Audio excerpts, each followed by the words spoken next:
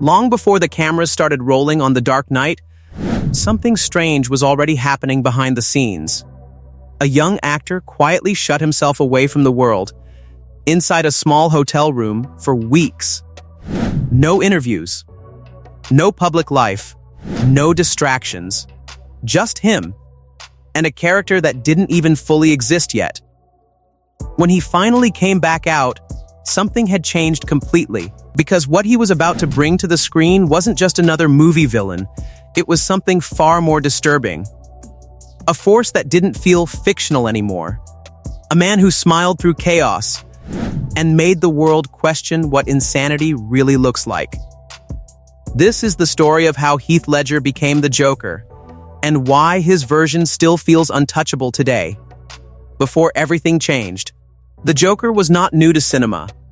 He had appeared before in different forms, sometimes playful, sometimes stylish, sometimes exaggerated like a cartoon villain. Each version had its own style, but they all shared one thing.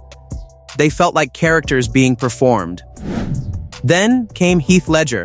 When he was announced as the Joker, the reaction wasn't exciting at first. It was confusing. People couldn't connect the idea of a soft-spoken, romantic film actor with one of the most chaotic villains in comic history. Even critics questioned the decision. But while everyone was debating it online, Ledger was already deep inside a completely different world, entering the mind of chaos. Heath Ledger didn't treat this role like a normal acting job. He didn't just study lines or mimic behavior. He isolated himself. He disappeared into a private space where normal life slowly faded away. Inside that isolation, he started building something unusual. A notebook became his main tool. But this wasn't a diary in the usual sense. It was something darker. A collection of thoughts, ideas, sketches, and broken phrases, all written as if they belonged to the Joker himself. He explored disturbing psychology, unusual behavior patterns, and extreme personality traits. He studied films, documentaries, even unpredictable real-life figures. But he wasn't trying to copy anyone. He was trying to remove himself completely from the equation, to stop being Heath Ledger and start thinking like something else entirely. Something unstable, something unpredictable, something without rules. The transformation. As days passed, something inside him began to shift. It started in small ways. The way he sat, the way he moved his hands, the way he paused before speaking. Then it grew stronger. His voice changed into something unusual, rough, broken, unpredictable. Not loud, but unsettling. He wasn't imitating a villain. It felt like the character was forming itself through him. On set, he rarely stepped out of character. Even between takes, he stayed in that mindset. But the strange part was this: when filming stopped, he wasn't distant or dark. He would laugh with the crew, talk normally, joke around. It was like watching two completely different identities share the same body, one living in reality, one living in chaos. What makes this Joker different? Most villains want something. Money, power, revenge, control. But the Joker in The Dark Knight wants none of that. He is not chasing success. He is not building an empire. He is trying to prove something. That everything people believe in, order, justice, morality, is fragile. He believes that people are not as stable as they think, that deep down, everyone is one moment away from breaking. He doesn't act randomly. He creates situations. He pushes people into impossible choices. Because he wants to see what they really are when pressure replaces comfort. To him, chaos is not destruction. It is truth. And that makes him far more dangerous than a normal villain. Because he doesn't want to rule the world. He wants to expose it. The Batman connection. Batman and Joker are not just enemies. They are reflections of each other. Batman represents control, discipline, and order. Joker represents unpredictability, freedom, and collapse. But their conflict goes deeper than physical fights. It becomes psychological. The Joker doesn't try to kill Batman. He tries to reshape him. He pushes him into moral corners. He challenges everything Batman believes about justice. He wants to prove that even the strongest sense of morality can break under pressure.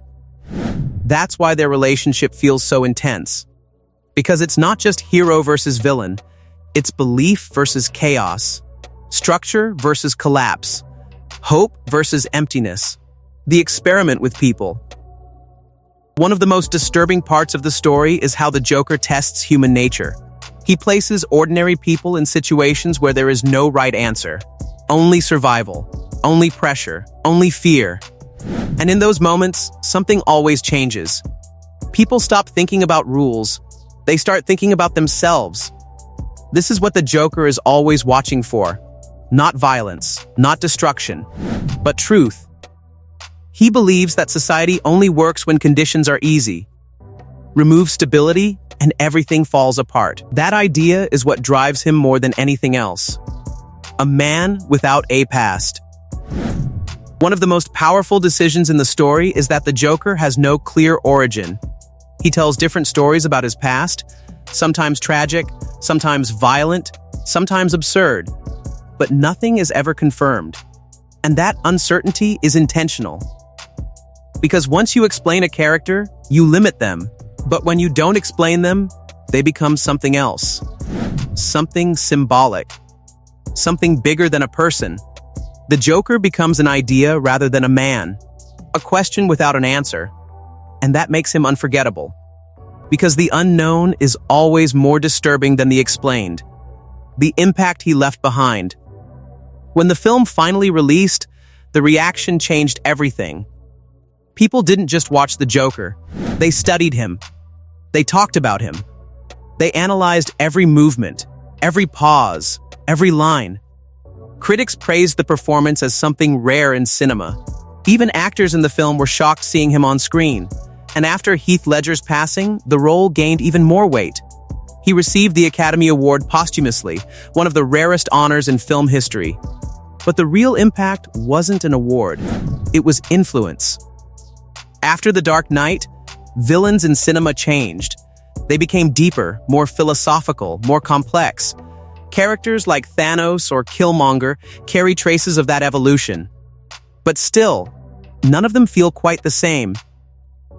Because Ledger didn't just act the Joker, he erased the line between actor and character. The Joker in The Dark Knight isn't remembered because he was loud or powerful. He is remembered because he felt real, unstable, unpredictable, intelligent, disturbing. A character with no clear origin and no limit. And maybe that's why he still feels alive in people's memory. Because some performances don't end when the movie stops. They stay behind, like a shadow, watching, smiling, waiting. If this story gave you chills, share your favorite Joker moment in the comments. And subscribe for more movie recaps and behind legendary characters that changed film forever.